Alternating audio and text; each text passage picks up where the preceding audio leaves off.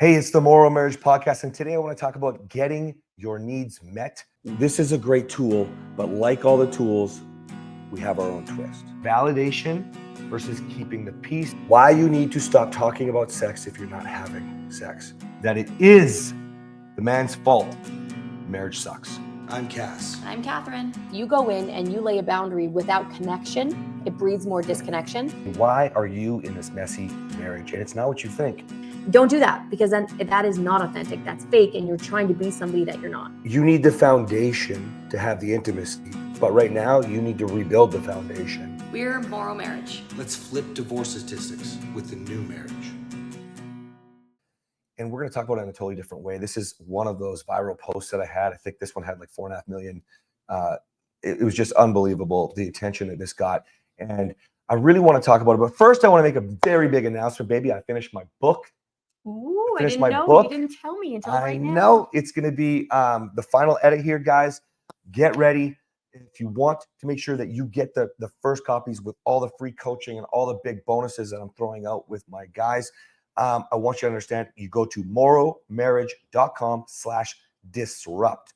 The book is called Disrupting Divorce, The New Man. And this book is going to guide men to disrupt divorce with me. This book is going to change your lives. If you listen to the last episode, we're going to learn how to get into right through the impact phase as a man. And as well, we're also going to make sure that you know how to make an impact in the world full on with passion, therefore inspiring your wife faster, and go on. And by the way, the amount of interest from women and wives, phenomenal. The amount of women that have learned from some of my lessons, who have got their husbands so inspired. I just can't thank you all enough, men and women. I'm super excited to get this book out for you guys. Anyways, let's move on. Getting your needs met. Now, Kathryn and I think that we still always evolve in this area, meeting each other's needs. And I want you to just pay attention to how I just flipped that. The title is called Getting Your Needs Met. The reason is because everyone is so selfishly focused on, think about last episode, second stage, selfish, on their own needs. But when I talk about it with Kathryn, when we talk about it with our clients, we really focus heavily on meeting our partner's needs, and therefore your needs get met, right? Honey, we did an episode recently that I put a clip online, and you are getting a lot of heat. You're getting, really? Yeah, women are mad. Is it the go in with gratitude one? Yeah, it is. It is. Yeah. Oh my gosh, you're they're mad brilliant. because they can't do it. Well, I understand the few women. I only saw some of the comments, guys. Sometimes there's just so many I can't keep up. But I understand the women that are like, "Oh yeah, go thank the guy who beat me last night." Like that's how. I did not say go thank someone that beat you. Like, get over yourself and stop creating your own narrative to something that was not said. 100%. And the other thing is, like, I mean, the first couple of times I, of course, want to defend my wife. I'm like, maybe you should just listen to the whole episode before you judge her. But then I'm just like, what am I doing? Mm-hmm. Right? If you don't care and you want to be judgmental, enjoy your life. It's going to suck. You know what triggered them is, I say, if your husband lost it on you, or if your husband's losing it on you, you come back in and you go in with gratitude. Yeah. They're creating a narrative around the words losing it, and they're creating something that I'm not saying. So, people in marriage all the time lose it. You lose it on your kids. You lose it on your spouse. You lose it on yourself. The guy that cuts in front of you in the traffic. You lose it on that guy. It Okay. doesn't mean that you're hitting anything, slamming anything, swearing, calling names. It doesn't even mean that you have contempt. You just lost your cool. Yeah. Okay. So when your husband loses his cool on you, you go in with gratitude. I don't know what's so hard to understand about that. Because they're creating their own narrative and they're getting triggered over me saying losing it, but I didn't say hit. Well, people take things personal. You guys, we talk about this all the time until you have personal problems, and that's why you have personal issues and you take it personal from your spouse. Deal with your own shit. One of those things is a need that we're talking about here today. If you want your needs met, we talk about this all the time. Let's use that example. If you want a partner to love you and give you gratitude, love behind the gratitude, then fucking do it first. That's it. What are you waiting for? Why are you acting so entitled, like they've never done anything good for you? Because you're mad? Because you're taking it personal. If you want your needs met, I don't care if we're talking about respect, if we're talking about gratitude, if we're talking about partnership, if we're talking about sex, it doesn't matter. You must give first. And I know what you're saying. Oh, Cass, how do we do that? She doesn't want to have sex with me. He doesn't want to have sex with me. Like, whoa. What are all the other things that you do want that you must give first? Because gratitude will lead to sex. Respect will lead to sex.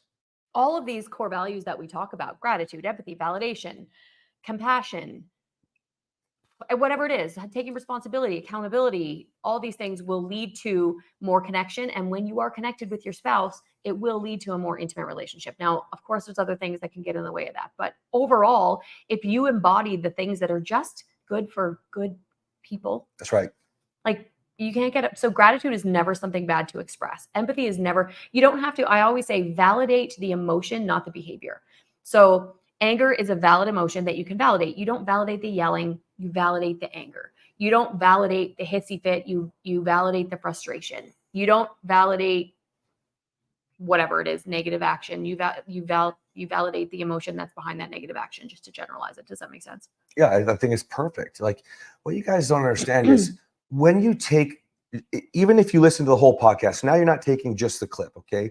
You're invested. You're taking the whole podcast and you are going to go apply, but you're still taking it personal because you are thinking, well, she said validate, and I'm trying to, man, like in that episode, Kathryn also talked about going in with the right fucking Yeah, I said words. you have to do it right. Yes. And I'm assuming that if your husband is losing it on you, in 90% of the cases, unless you're in an abusive relationship, and if it's physically abusive, we don't really work with those people, okay? It's very few and far between. Which actually we're trying one right now. A man, But a we man usually, reached out and said he wants to learn to stop this behavior. And I'm like, fuck, let's try. Let's go. I don't work So, with yeah. physically abused wives, and this is the first time that we've ever had one into the program. But anyway, in most cases, when your husband or your wife is losing it on you, do you just sit there and smile and take it?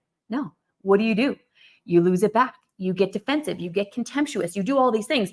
And so what that shows you, when you part ways, one of you flips out, goes outside for a cigarette, or goes in the bedroom to fume. In that moment, that's when you need to think, I need to go back with gratitude. You know what? You said some things, honey. It made me really angry. I'm sorry that I reacted back to you, but thank you for pointing those things out. You don't have to say thank you for yelling at me, thank you for calling me a name. But in those fights, you both say things that are really valid that both of you should show gratitude for, because I call it your prickly parts. When you get into my program or his program, you're shaving off your prickly parts because these pieces come out of you that you don't actually want there. I'm thankful that my husband had unresolved narcissism. You know why? I don't know that I would have been pushed as far as I was pushed by anyone else and had the opportunity to grow. So I'm grateful. Thanks you, baby. Thanks you. Thanks you.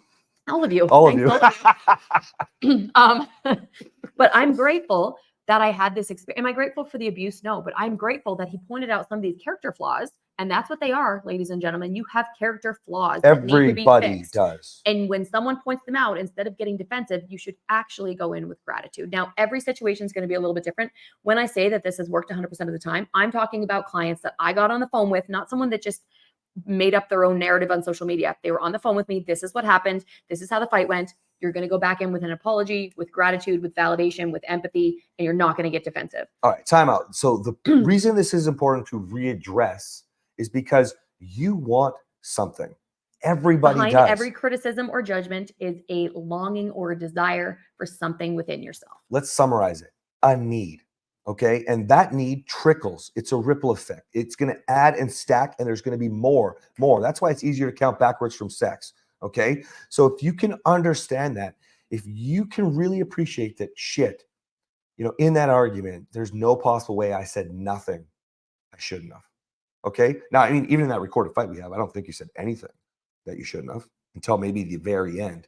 But I think I probably did. I can't remember, but my behavior was so bad. That's probably why I'm thinking that. But listen, what I'm saying is, on a whole, you're not doing it perfectly. Nobody does. Even I mess up. Even Kathryn messes up. Even all the people we work with mess up.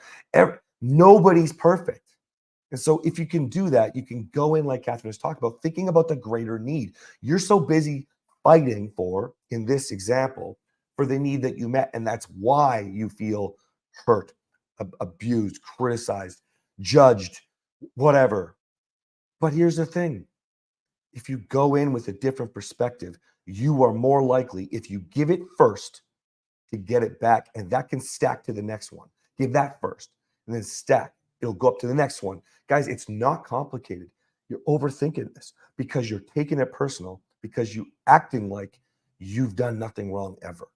Every negative thing that's happening is a part of your history together that you maybe enabled, you allowed, or you contributed to, or you exacerbated. And people do not want to hear that.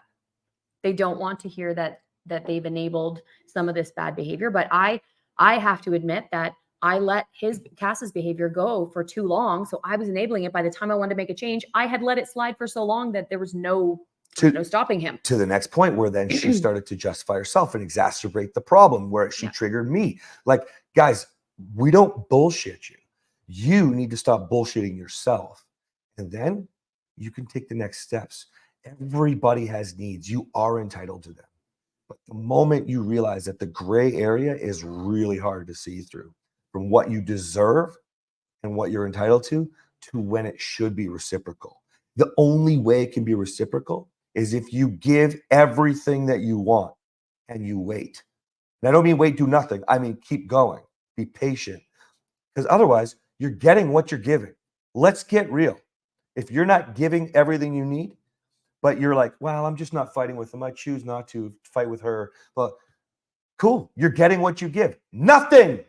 You've got to take a step and go over the top. And you're the one listening. So it's your job. All right, guys. See you next time. Bye.